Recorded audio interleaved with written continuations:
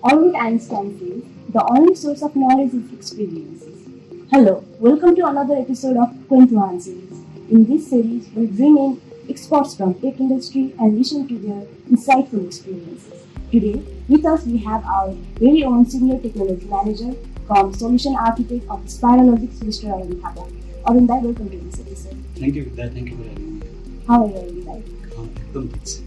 Okay, we have plenty of questions for you. Before we move on to other boring questions, please introduce yourself by telling something interesting about you. Okay. Alright. So interesting. I'm a big Marvel fan, right? And probably that's the only thing interesting about me, right? And recently I joined cycling community, right? I'm a cycling user. And that's about it. I think I disappoint you, right? But that's about it. I mean, if you ask geek about interesting stuff, this is what I'm doing. That's quite interesting that you are into cycling, and I hope that keeps you fit. That's the thing you do to keep yourself fit. So, you are a solution architect and senior technology manager at Spiralogics. How do you manage your role? I mean, what is your role as a senior? Alright, so talking about my role at Spiralogics, right? You already said that I happen to have two different roles, right? So mostly my responsibility are around product, around process, and around people. Right? So let's talk about the solution architect first. As a solution architect, I happen to work more focus more on the products, right? I actually try to understand the business requirements and try to come up with a technical architecture, software, we also call it software architecture, and the processes around it, right? That will be basically followed by the technical team down the line. So that's about it. I happen to architect a solution, architect a software and the process. And as a technical manager, so I primarily focus on the people, and I continuously research on how to improve the processes of the company and communicate with different departments, our support systems, to make sure that our employees have a competitive and healthy work environment. So that's about it. Okay, I would like to especially focus to solution architect. How can one become a solution architect? Okay, so this is an interesting question because this is a really big topic. So, talking about solution architect, so different organization has different definition of solution architect. So it can be different depending on the organization. But I'll talk on the basis of Spiralogics. So solution architect, you can have two different ways to be a solution architect. One definitely from the first definitely being the developer, right? So you can start as a junior developer, and then you can get into a senior developer, and then you can get into team lead, and then this way, when you have an adequate experience about the software development and development, and when you have adequate experience about building the software different applications, right? Then you can explore into the solution architect field as well, right? So that would be the one option. And non-developer also can be a solution architect. So this is popular in the product-based companies, right? If you know the inside out of the product, you can suggest solution to the clients, right? So you can. So there is one misconception that only developer can be a solution architect, but that's not true. So there are multiple options to guess of that. I believe this is going to be insightful for our audiences who are trying to seek their career as solution architect. So you have come a very long way from being a fresher to senior manager. Could you please take us back to your journey? Okay, so that interesting. So let's talk only about Spiralogics, right? So I joined Spiralogics back 2011, I guess, right? So long back. So I joined Spiralogics as a junior developer, and then I spent couple of years as a junior developer, and then I was promoted to senior developers, and then became team lead and architect, management role, all those things. So I did manage to lead all the seasons in Spiralogics, you can say like that, and that is really important because if you start from very ground level, then you know how it takes to be an employee in any position, right? So now, right now as a manager, right now as a leader, it has been really easy for me to know the pain of our employees, right?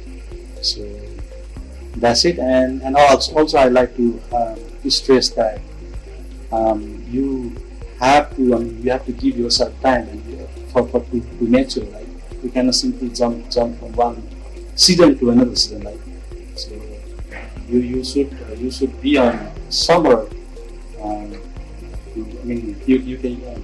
You are in right now. You are in winter, and you have to go through the spring to be in summer, right? To enjoy the sun, right?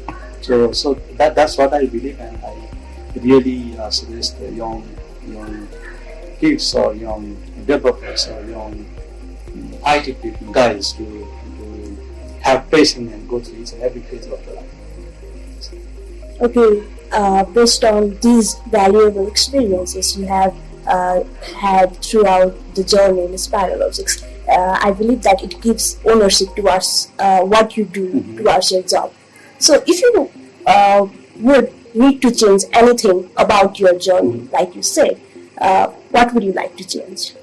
Frankly speaking, I'm pretty much happy with what I'm now. Of course, one should not be happy, but you should expect better always. But if you talk about my career, then every couple of years, right, I got some challenges, and I took the challenge and probably overcome it, right? So that's all you need. You need respect. You need challenges in life, right? So I got everything from all those things from Spiralogics. So I think I'm pretty fine with my journey so far. Okay, it's like learning by doing, and all these experiences are valuable. So since you are into multiple roles, what do you enjoy the most, coding or leading the team? Okay, so so kind of both, because coding is something. Coding is what I am, right? So this is what I started from. So that has a special place in my heart. Right? But when I got into this leadership and management role, right, I was really fascinated about the impact it can, this position or this responsibility can make on my people, right? My people as in my employees, right? So after this realization about the impact and the responsibility that I have in my role, right? So it has made me a little humble and probably appreciate what I am and what I can be, right? So this has really helped me to go into extra mile to help our employees to help them to achieve their whatever the challenges they have in their life. So that's it. Okay, if you have to particularly choose one between them, I'm keeping you in a dilemmatic situation. So if you have to choose anyone between them, coding or leading or managing the team, which one would you preferably choose? Day in, day out, a coder. I have that geeky side of me inside me, so I day in, day out coder. Okay. So you have worked with different teams and in particularly in projects as well. So what does an ideal project look like to you? Ideal project. Okay, so let me think about it. So when I think about project, right, I think about two different things, right? So one would be definitely a team, right, and another would be client, right? So project is all about team and client, right? So project, ideal project would be, I take it as a ideal team, right? So let me talk about the team, right? So it is really for the manager, for the leadership people, it is really it's a science to create a beautiful team, right? So because each and individual member has its own characteristics, its own skill set, right?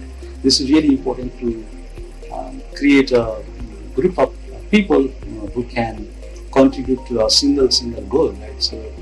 So definitely a team would be my one of the important aspect of a project, right? And competitive team, let me represent that way. And another would be a client, right? So I mean, everyone would say a client is really important, and I mean, particularly talking about the client, I will emphasize more on the product owner of that client, right? So product owner is someone who interact with us, right, with the development team, right? So if you have a experienced product owner, your life will be really easy. I mean, I'm not talking about the product owner who is, I mean, someone from the business group and who is acting as a product owner. Acting as a product owner and an experienced product owner is two different things. So yeah, so I mean, dream project would be dream team and probably dream product owner, I guess. Okay, in fact, we design products for them. So receiving their feedback and keeping client in the top position, it actually helps to design a good product. I believe that. So, what do you think of timeline and deadline? How important they are in the project? Okay, so yeah, so timeline is, yeah, if you have a good team, right, timeline is not an issue because yeah, so I mean, if you have a really competitive team, then you can possibly get, of course, I mean, not the what do you call that, achievable timeline. You can definitely target achievable. So timeline should not be a big deal if you have a good team. Okay, so you have been working with multiple team and multiple clients. So based on your experiences, what it is like to managing the expectation of customers or clients? Okay, so foundation basics of expectation is knowing the human side of person, right? So, be it client or be it team member, right? You need to understand the human side of those people to set an expectation, and you will be really lucky to work with the same client and the same team for a long period of time. That really rarely happens, right? So in the real world, the team structure changes, and sometimes the client also changes, right?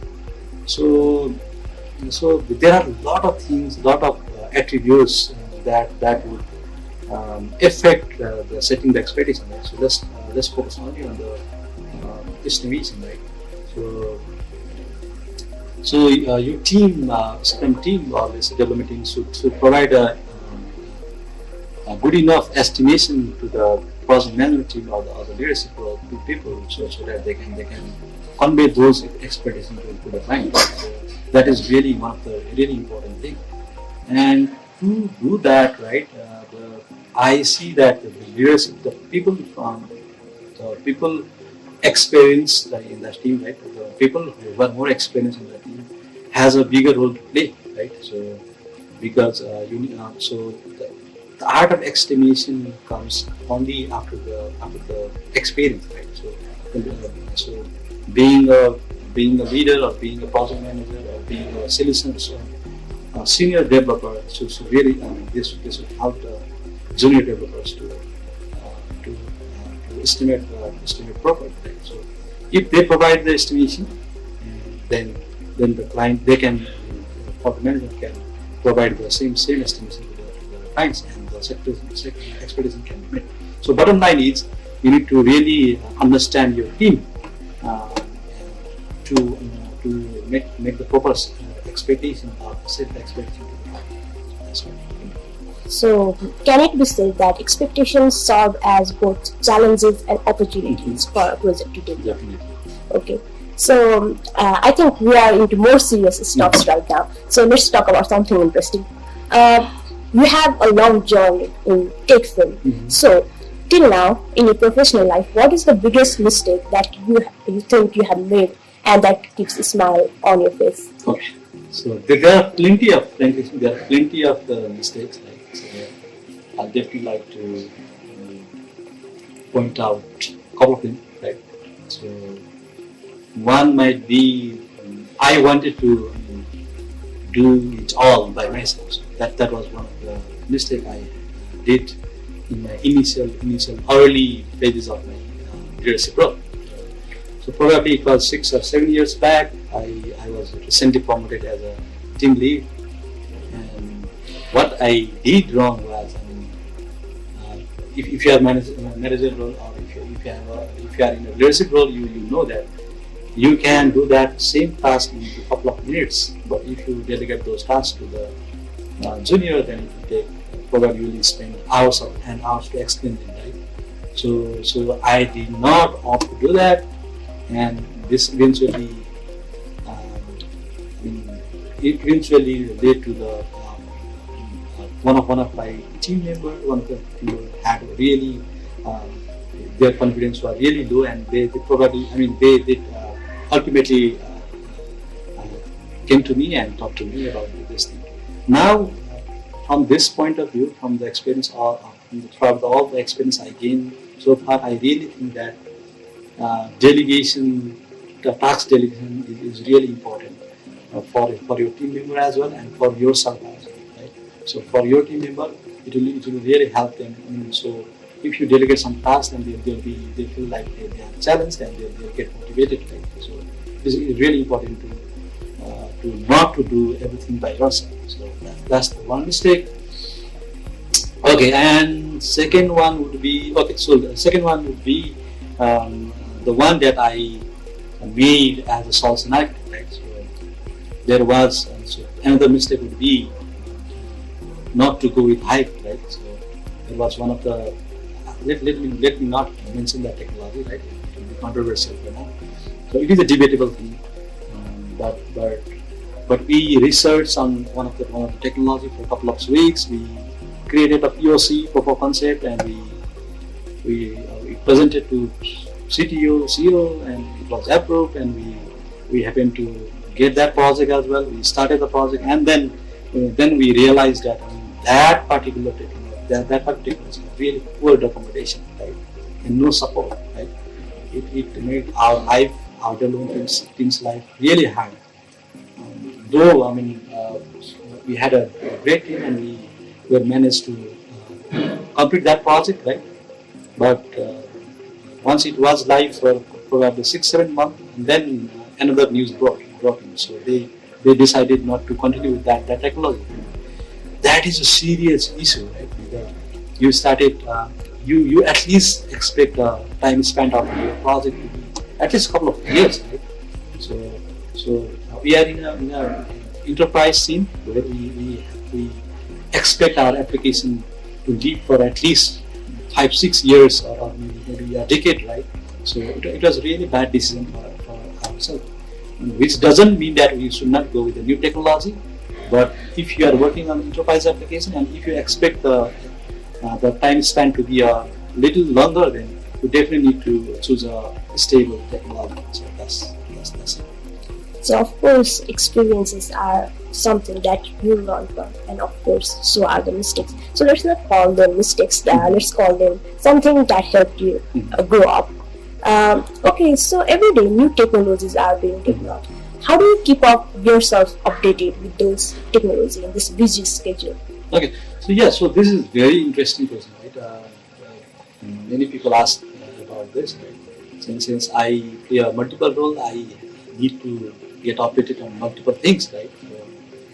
So frankly speaking, you really need to understand what are your focuses, what are your goals, or what are the things that will help you in your career, right? So you really need to make your focus really small, right? You need to define the scope.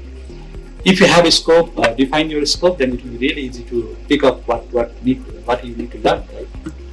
And another thing would be, I would like to stress about the breathing time, right? So I I talk about this all the time, right? So every major release should come with after every major release there should be some breathing time for the developers, for the QAs, for the all the team members, for the project manager, right?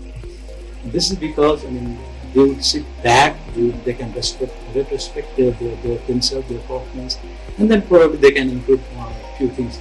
Or if a development team is developing, can even plan for a refactoring things. Right? So this really helps. So this gap between the major release will be an opportunity to for developers or for a QA or everyone included in the development team to learn something new, right?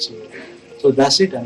If management or if the leadership people allow them to allow them some breathing time, then they can definitely utilize them to learn new things. So that's it. So how often do you read technical books? Yeah, not by choice, right? But we have to, right? So we have to read a lot of books. But in recent days, I'm kind of interested more on audiobooks than reading books, right? Because like I said earlier, I'm into cycling these days, right? And I always get some time to spend for me, right? So this is the opportunity that I took as opportunity to read new books, right? So I these days I listen to a lot of audiobooks. And by the way, so I heard that you also read a lot of books. So tell me something about Not a lot, but I prefer to read when I'm free. So talking about books, I prefer to read books. I'm not an avid reader, but I love reading books. So one of the favorite books I have read is 48 Laws of Power by Robert Greene. I usually don't read non-fictions. I'm kind of emotional person and I love reading fictions. So yeah, one of the favorite books I have read so far is 48 Laws of Power by Robert Greene and Citadel by Homer Nipani. So that's about it. By the way, I just started listening to something. I'm kind of loving those journey of that little girl. Right? So I don't know what to predict further, but I just completed an hour of my audiobook, right? But it is interesting. Yeah, that's great. I would love to listen your impression after you complete reading. So getting back into the conversation. So if you were to choose any careers apart from IT field, what would it be and why? Okay, so I'll be probably jobless. That's all I know, right? So I'll be probably jobless. I don't know anything else as a profession, right? You got your answer. Okay, I thought you could have something. If you imagine yourself being apart from tech industry, so your life is IT field. I got it. So with evolving technologies and structure, what changes have you observed since you have worked to present, and what changes in role of a solution architect do you predict in the future? So this in general context it will be a really vague thing to answer, right? But I'll answer from my experience and the things that occur to me, right? So initially, in the initial phase of my career, I always my primary focus was to make it work, right? So when I got an requirements, then I was always focused to resolve. What do you call that? Develop and solve that problem with the technology, right? That's all I was focusing on. But after all this year, right? So after the internet penetration happened, right, and all the other things happened. Now, there are plenty of different libraries or plenty of different packages that you can use to solve that very basic problems, right? So now the paradigm shift is toward the security, right? And building the application is a piece of cake, right? But making it secure, making it efficient, right? and scaling it is a next thing that I am dealing with right now. Right? So probably a couple of more years, and that will be my focus. That's what I'm doing.